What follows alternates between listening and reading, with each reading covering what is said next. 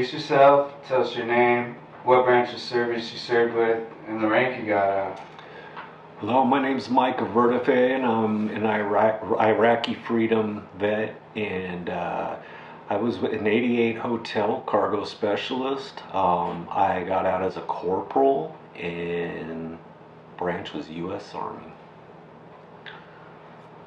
What was it that motivated you to enlist in the military, and why did you choose to serve?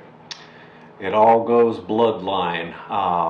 My grandfather, he lied of his age in the 40s just to be on that Navy ship. He wanted to support his country. My father, he was a military police officer, and I am child U.S. citizen born abroad, and yeah. So, what was your deployment experience like? It's a life changer. You know, you don't know it unless you're there.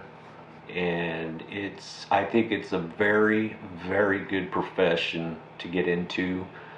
You know, no matter where you are, you're for this country, your family, your friends, and every U.S. citizen out there. What was your specific role or job while you were deployed? Cargo specialist. We worked on the airstrip, and we load C-130s of all different kinds of cargo.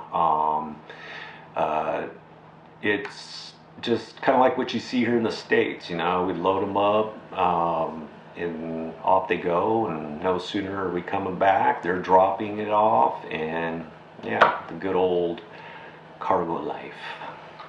So, what was some of the most challenging moments you may have faced during your service?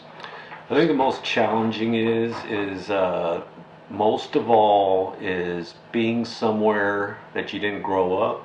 You know, your family is the big thing. That's probably the hardest thing being deployed is you know, knowing your wife at home. You know, you cry at night, and you know, you long for, you know, your kids, but you know, that's stepping up, and you got to do what you got to do. But I would say probably departing from the family for a year plus, it really is a life changer. What were some things that may have helped you cope with the stress of combat and being away from home? A lot of it for me was reading. I read a lot. You know, go to work every day, you do your 8-10 hours, and you know, you come home or come back, and you know, time seems to be forever when you're apart, especially United States when you're gone. And over there, being in the smack, you know, we were in Altacadam.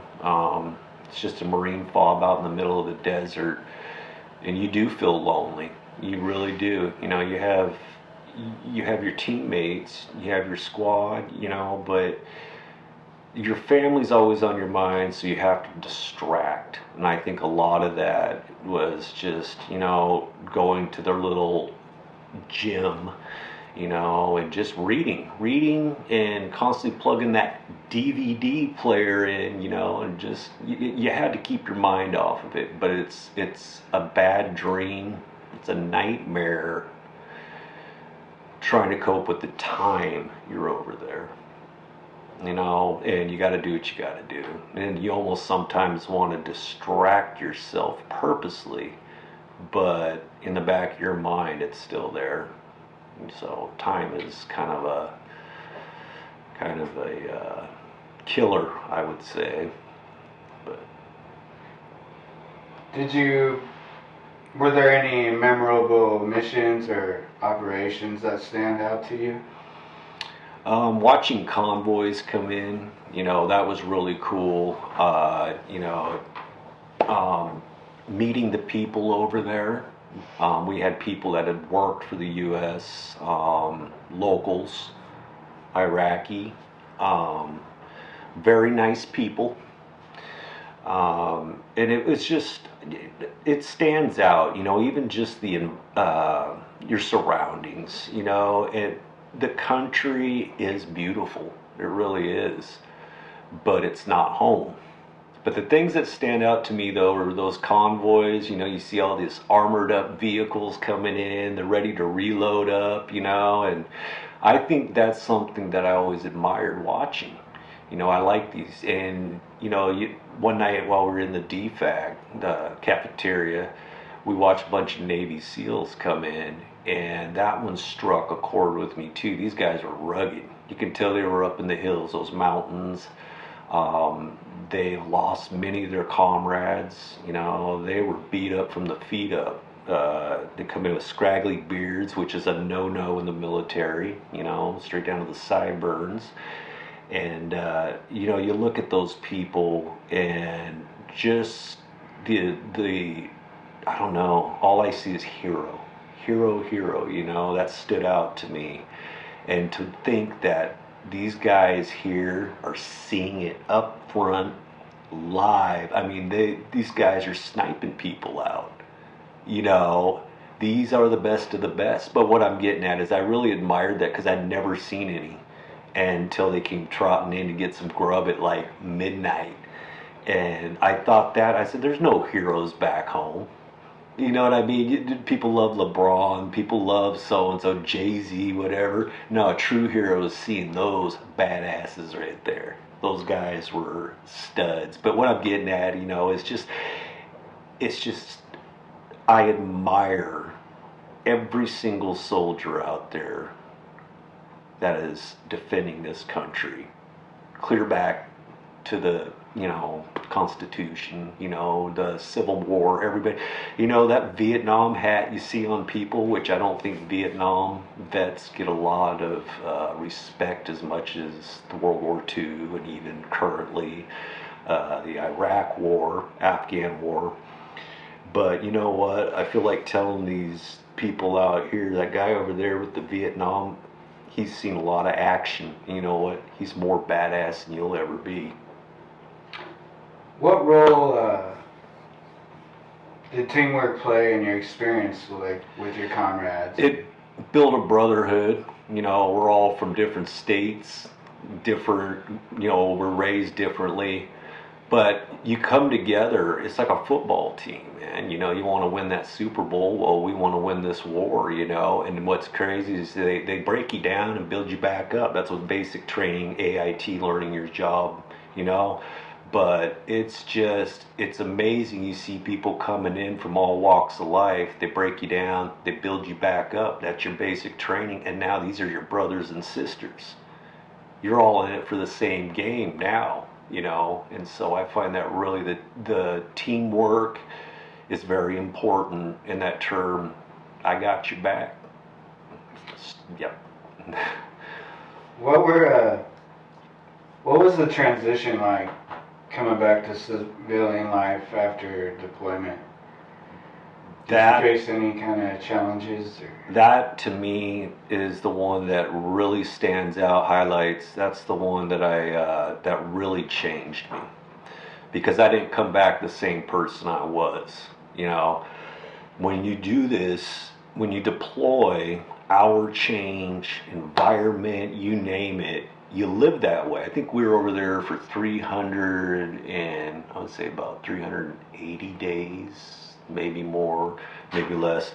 But when you come back, it's weird. It's like you're a new citizen to the country, because you've lived, there's people that have been over there a year and a half, and to take that away is kind of like the clinker. And you get back out and how much society changes. But just to see that McDonald's sign or, Fred Meyer's or whatever, it's a present. You love it. But just adapting, I came back to a beautiful wife. We'd only been married for, about a year. And it's just the rekindling with everybody, a lot changes. And I think that one probably strikes a chord with every soldier out there. You come back, it wasn't the way you left. What is maybe some advice you might give to someone considering military service? I would say I love you. There's a lot of us that can't join, that want to join due to health and medical problems, but true patriots. I mean, as we're getting older as vets, you young bucks coming up, you know what? Put your strength out there, man. You're awesome. You're a hero. Screw all these celebrities. You are a hero. And you know what? Great benefits, and you might make it as a career. Do your 20 years. I mean, get out and they'll pay for your college. They really support our troops, and I feel like, pick a branch: Navy, Marine, Coast Guard, National Guard, or Army. I love the Army. No, but it's a brother sisterhood. It doesn't matter, what branch you're in, what rank you are. We're all together. We're all for one. And why? Because we want to defend this country. So you young bucks, get on it, baby. We love you and we need you. Well, Micah, I'd like to thank you for your service, and I thank you for the time you gave us today to do this interview. Yep. I appreciate it.